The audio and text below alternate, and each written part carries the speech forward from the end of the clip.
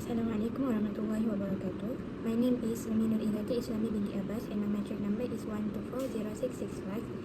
From TLB6 in KL2, I will explain about the case of Lina against Majlis Agama Islam Wilah Persekutuan and others.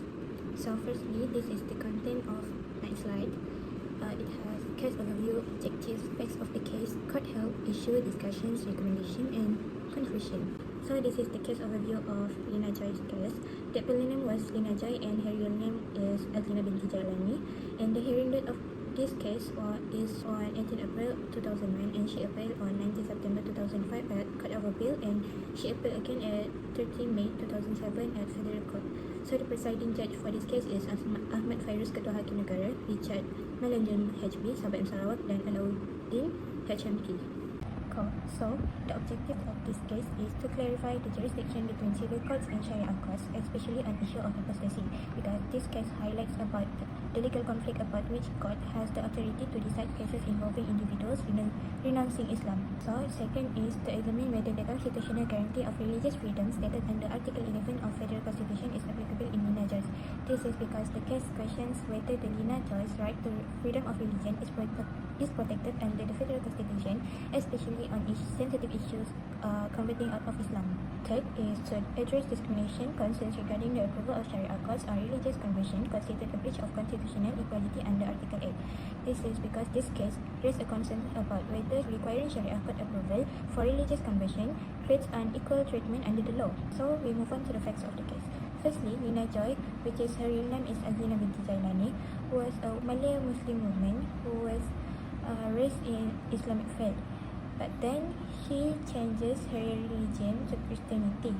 Then she sought to formalize her religious and identity changes. On 21 February 1997, Lina Joy filed her first application to the National Registration Department NRD to change her name to Lina Delani because she said that she had converted to Islam and intended to marry a Christian man.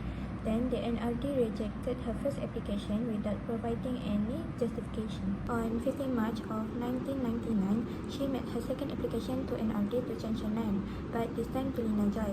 And the NRD approved her second application. But at the time, the new amendment was introduced that required the inclusion of religious designation on identity card for Muslim.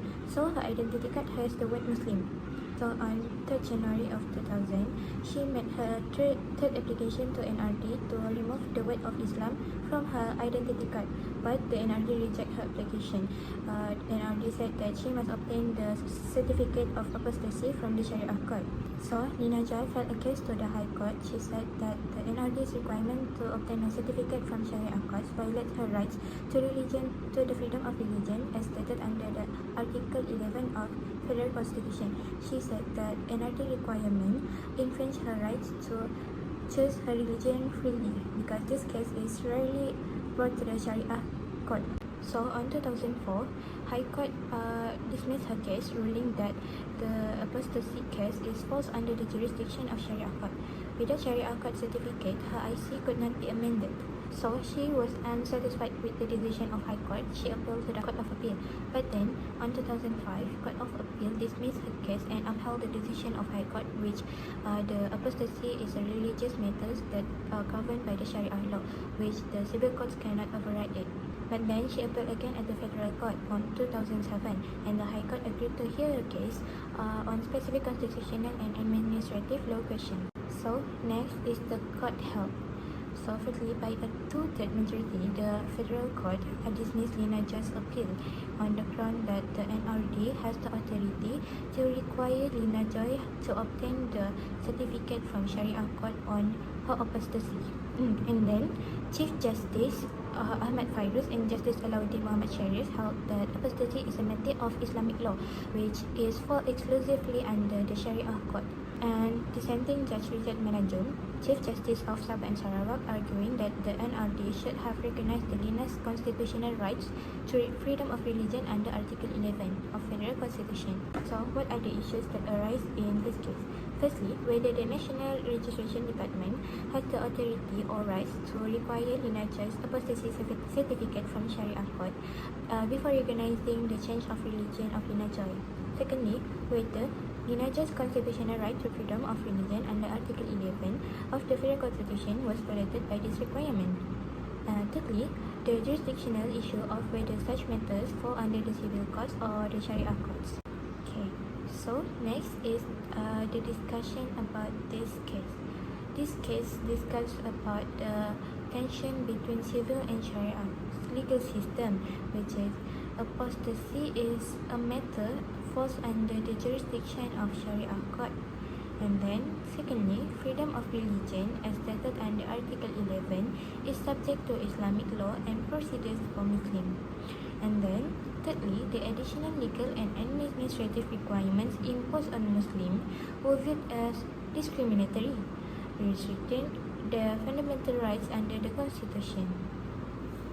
So next is justification of this case. Court's decision was deemed acceptable because this court emphasized that the matters of Islamic law, or such as apostasy, was fall under the jurisdiction of Sharia courts, which is this reflects the dual legal system in the country, where Islamic matters are addressed separately from civil matters. So the NRD's requirement to obtain the Sharia court's approval was viewed as necessary and administrative step to ensure proper legal documentation for her conversion out of Islam. This court aimed to balance individual rights with the legal and religious obligations applicable to Muslims in Malaysia, maintaining harmony with the country's legal duality. So, there are some recommendations for this case. Firstly, ensure that Article 11 is interpreted and understood properly by people, and to ensure that it applies consistently for all citizens. And then, define the scope of Sharia and civil jurisdiction explicitly in cases involving constitutional rights, so there are no misunderstanding or no conflict between civil and Sharia courts between citizens. And then, we have to provide education on constitutional rights to promote tolerance and understanding, especially on freedom of religion and equality before the law, so people can understand how dual system works in our country. So, to conclude, the Lina Joyce case is very popular in Malaysia, as it highlights the significance of Lina Joyce case due to its implication on constitutional right, religious freedom, and the jurisdictional boundaries between civil and Sharia law. And until now, Lina Joyce remains legally recognized as a Muslim under Malaysian law. I guess that's all from me. Thank you.